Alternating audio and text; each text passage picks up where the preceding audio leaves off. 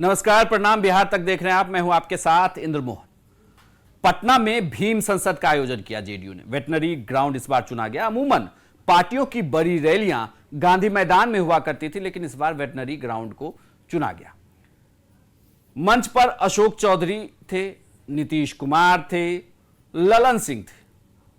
तमाम नेताओं ने मंच संभाला, भाषण दिया गया। नीतीश कुमार ने अशोक चौधरी की जमकर तारीफ की, खूब सराहा।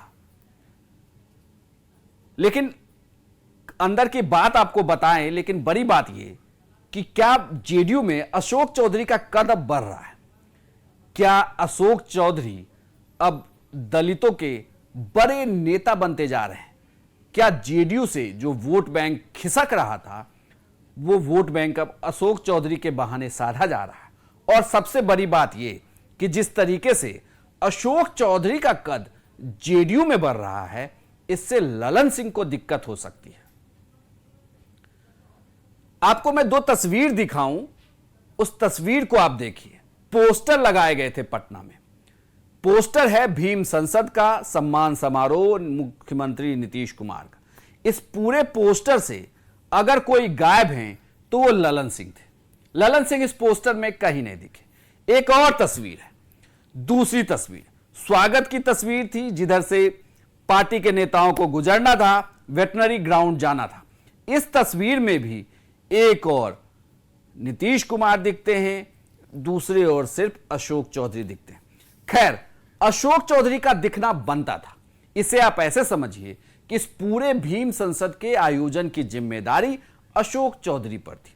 अशोक चौधरी अलग अलग जिलों में लगातार घूम रहे थे, कार्यकर्ताओं से मिल रहे थे, वोटरों से मिल रहे थे और उन्हें इस कार्यक्रम में शामिल होने के लिए कह रहे थे। दावा यह किया जा रहा है कि वेटनरी ग्राउंड में भीड़ 2 लाख के आसपास जुटी थी, लेकिन यह दावा पार्टी के नेताओं की तरफ से किया जा रहा है। भीड़ को देखकर आप संख्या बल पर मत जाइए।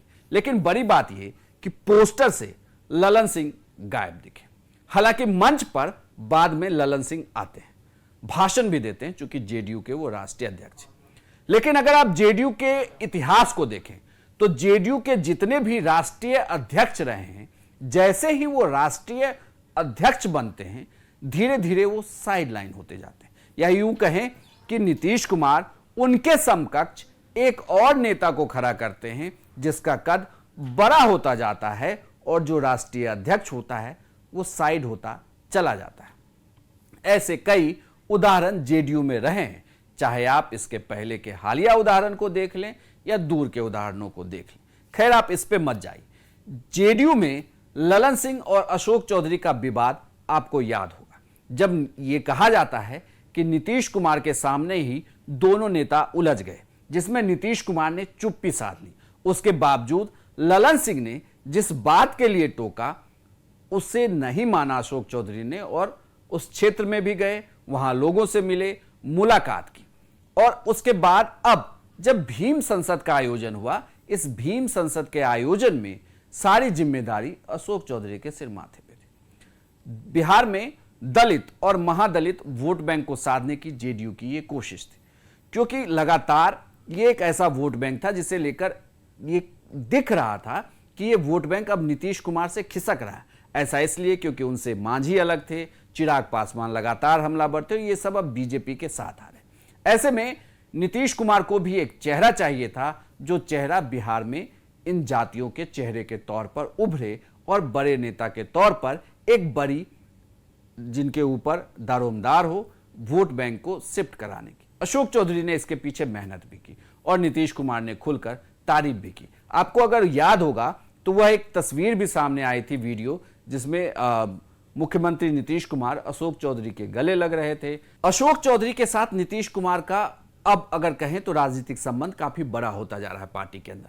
पार्टी में जिस तरीके से अशोक चौधरी का कद बढ़ा है और नीतीश कुमार मंच से जिस तरह से तारीफ कर रहे थे और इससे पहले भी उन्होंने तारीफ की है, उससे यह दिखता है कि नीतीश कुमार अशोक चौधरी का कद बढ़ा रहे। इसके पीछे की एक वजह तो यह भी हो सकती है क्योंकि अब उनकी नजर दलित और महादलित वोट बैंक पर है। लेकिन दूसरी बात, राजनीतिक जानकारों की माने तो ये भी कहते हैं कि नीतीश कुमार की पिछले, अगर आप राजनीतिक इतिहास को देखें पार्टी को लेकर, तो उन्होंने हमेशा राष्ट्रीय अध्यक्ष के समकक्ष एक किसी चेहरे को बड़ा किया है, और जब वो चेहरा बड़ा होता है तो मानिए कि जो राष्ट्रीय अध्यक्ष है उसका चेहरा धीरे धीरे कमजोर पड़ने लगता है। हालांकि नीतीश कुमार और ललन सिंह के बीच के चाहे संबंधों की बात करें या अशोक चौधरी और ललन सिंह के बीच के संबंधों की बात करें, तो अशोक चौधरी को लेने से जब ये सवाल पूछा गया था कि क्या आप ललन सिंह से खफा हैं, तो उन्होंने कहा था कि वो बड़े भाई हैं, वो जो कहेंगे वह फैसला मैं मानूंगा, क्योंकि मैं वो पार्टी के राष्ट्रीय अध्यक्ष हैं। लेकिन जिस तरीके से अशोक चौधरी ने भीम संसद के कार्यक्रम का आयोजन कराया और उस पोस्टर से ललन सिंह ही गायब हुए, तो यह सवाल तो उठता है कि ये दोनों नेता के बीच की जो अदावत है इसे नीतीश कुमार देख रहे हैं, और देख ही नहीं रहे हैं बल्कि उनका हाथ कहीं ना कहीं अशोक चौधरी के सिर पर जरूर है, तभी पोस्टर से गायब हुए और खुलकर तारीफ की।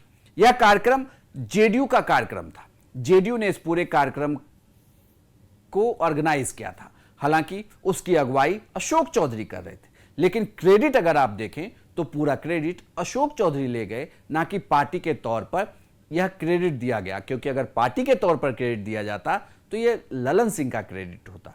तो अब बड़ा सवाल यह उठने लगा है कि अशोक चौधरी की तैयारी से ललन सिंह क्या घबराने लगे हैं?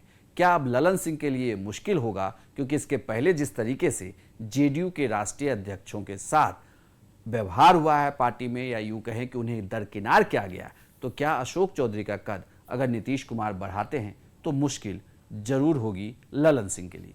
आपको यह जानकारी कैसी लगी हमें कमेंट बॉक्स में लिखकर जरूर बताइएगा, और बिहार की तमाम खबरों के लिए आप देखते रहिए सिर्फ बिहार तक।